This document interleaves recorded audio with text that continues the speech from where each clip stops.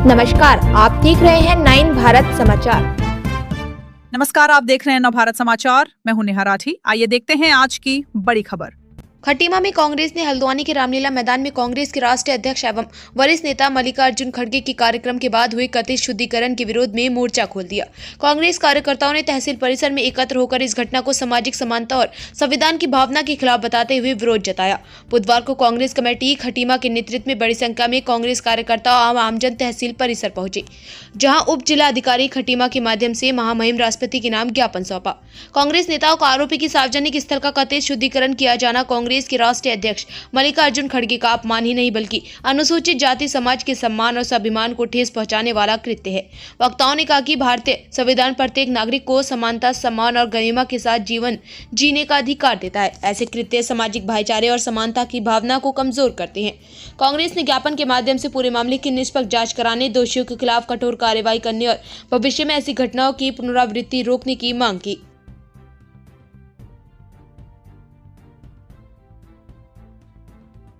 माननीय विधायक जी नानक मत्ता द्वारा दिया गया है, जो महामहिम राष्ट्रपति महोदया को संबोधित है।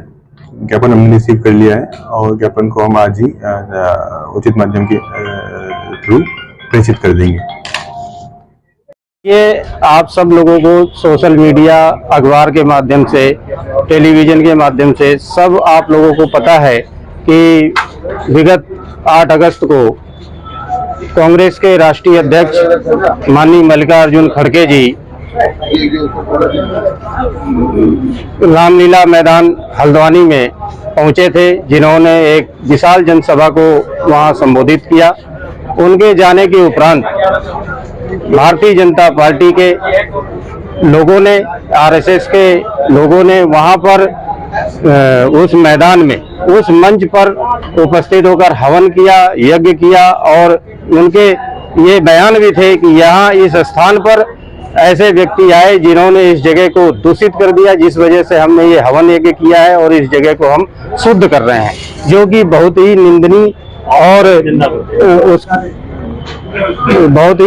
है और हम इसकी कड़ी निंदा भी करते हैं। और आज हम लोग जो एकत्र हुए हैं, इसकी मांग करने के लिए एकत्र हुए हैं कि जिन लोगों के द्वारा ये कृत्य किया गया है, क्योंकि इससे अनुसूचित जाति का एक एक बच्चा आहत है कि उनको जो है कहीं न कहीं अस्पष्ट रूप से गाली दी गई है और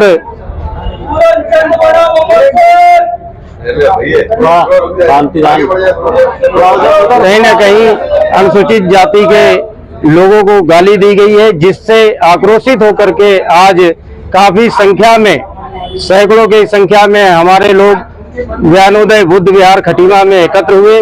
वहां एकत्र होने के बाद बाबा साहब के प्रतिमा पर माल्यार्पण कर पुष्पांजलि अर्पित करके हम लोग वहां से जुलूस की शक्ल में यहाँ तक आए और हमने यहाँ एकत्र होकर के माननीय एसडीएम के द्वारा महामहिम राष्ट्रपति जी को ज्ञापन सौंपा कि इनके खिलाफ सख्त से सख्त और कड़ी कानूनी कार्रवाई की जाए। तो उस प्रेस वार्ता को देखा, उसमें हमारे ही समाज के लोग थे, वो भटके हुए लोग हैं जो सिर्फ अपनी स्वार्थ के लिए वो समाज को दरकिनार कर रहे हैं। वो कह रहे हैं कि कांग्रेस के लोग गुमराह कर रहे हैं समाज को, अनुसूचित जाति के लोगों को गुमराह कर रहे हैं, जबकि गुमराह करने का काम तो वो लोग कर रहे हैं। और वो ये भी कहते नजर आ रहे हैं कि वो लोग भारतीय जनता पार्टी के लोग नहीं थे जिन्होंने उस जगह का शुद्धिकरण किया।